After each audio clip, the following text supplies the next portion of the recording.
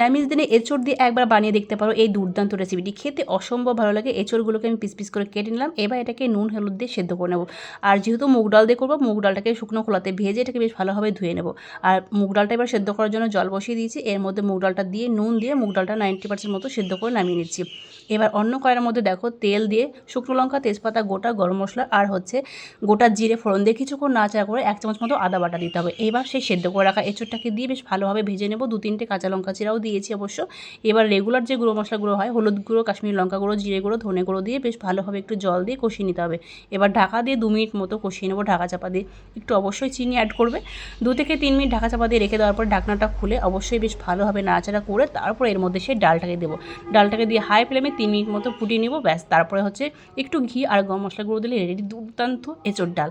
ভিডিওটি ভালো লাগলে অবশ্যই লাইক, বেশি বেশি করে শেয়ার করে দিও। আর নতুন বন্ধু হয়ে থাকলে অবশ্যই চ্যানেলটিকে সাবস্ক্রাইব করে দিয়ে পাশে থেকো।